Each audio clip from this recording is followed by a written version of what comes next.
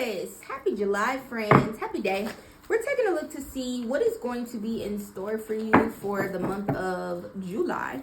Remember to take what resonates, my friends, and leave what doesn't. This is a general read, not even personal if it's not for you. I promise it's for somebody. If you would like to book a reading, listen to my podcast, send me a tip because you love this reading so much, go ahead and hit the link in the bio or description box to do those things.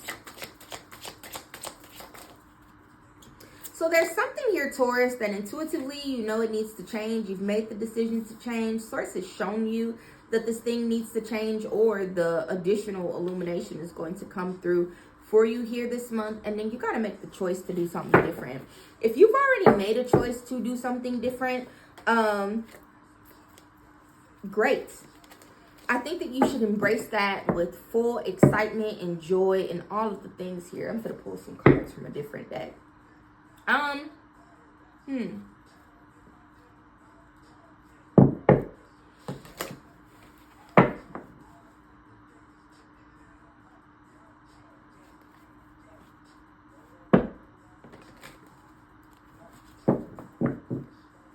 had so many things I just heard myself say to y'all in my head. It's unbelievable. And I can't repeat all of them. But, like I said, it's going to take a lot of courage for you here, Taurus. A lot of having to make the decision to overcome some sort of a fear or limitation every single day this month here. But just know that taking those actions is going to bring you to a place where your angels, ancestors, and source are celebrating the fact that you're making these changes. And they are going to reward you significantly for having good judgment. I feel like you embracing whatever these changes are here, and also making a decision to consistently show up for yourself and making choices that honor you emotionally, what your emotional needs are, and making choices that are going to honor your growth and the places that you're moving forward to this month. With each change that you make or each decision that you make, I feel like there could be a blessing for you to reap as well. Don't stop. And within the next few weeks, the next important thing for me to tell you, Taurus, because that was the other thing, and then the trust card is at the bottom of the deck, is when it works out, don't stop. Once July, you get to the end of July and you're like, all right, things seem to be a little bit better. I'm not going to do any more work. I'm just going to go back to living. Don't do that.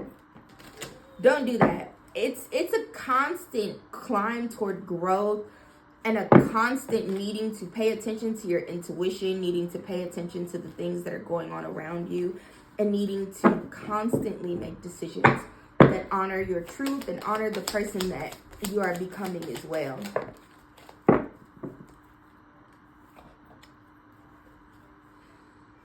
So we got 8888, 777, 2002, 2121, and 1551.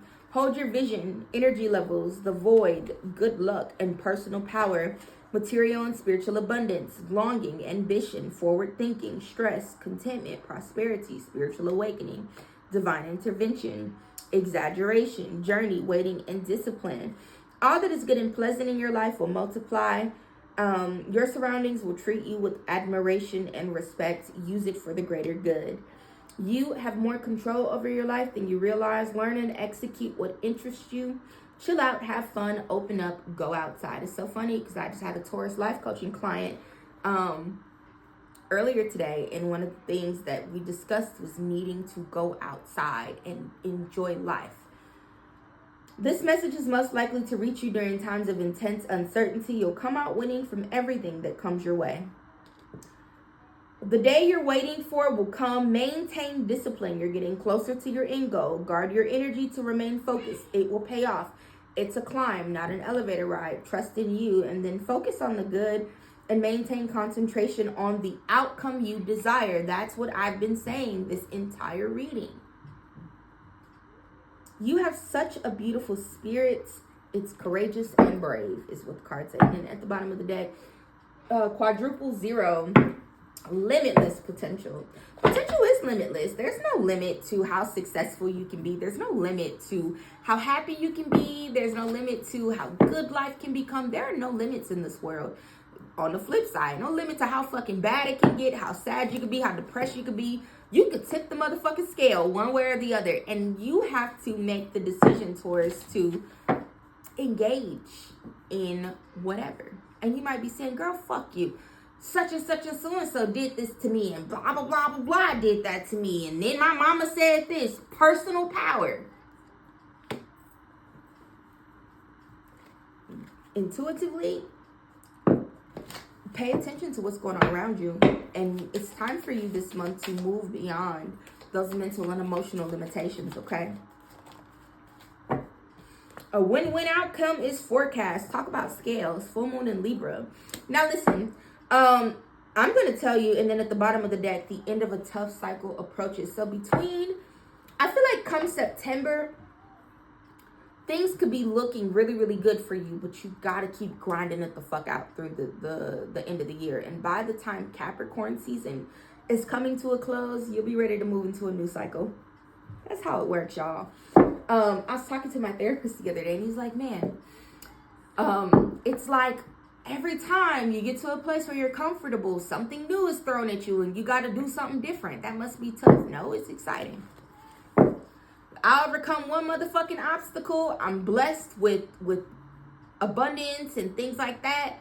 And then I roll into another series of change. It's because it's time for you to fucking elevate. It's that Nine of Cups energy, that Ace of Pentacles energy, that Seven of Cups energy, that Judgment energy, that Strength energy. You got to keep pushing.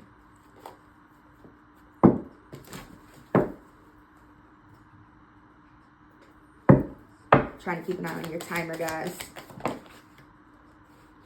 Watchers, transpersonal. I pulled this in the Capricorn reading. So if Capricorn is, and I talked about Capricorn season. If Capricorn is highly aspected for you in your chart, or maybe just check out the Capricorn reading in general, there could be some gems that are present there for you. That Watchers card was all about paying attention to what's going on around you and allowing yourself opportunities to observe. Like I said, y'all, I had a Taurus life coaching client a little earlier today, and toward the end of our session, we talked about needing time to process things and not making split decisions or giving like responses on like a whim when you're not prepared to do that. It's okay for something to happen and you'd be like, yep, that happened. All right. Well, I got this to do and that to do. I acknowledge that it happened. Right now I'm feeling about it, but I'll get back to it. And take your time processing things. You can take your time making decisions. You can take your time getting to a place of like understanding how you're feeling or whatever. It doesn't have to be instant and sudden. Abundance is near. Abundance is near. I see a lot of blessings for you. I feel like that abundance could come in for you just differently. But you got to make some changes and some choices and some decisions here before you see it the way that God wants to give it to you.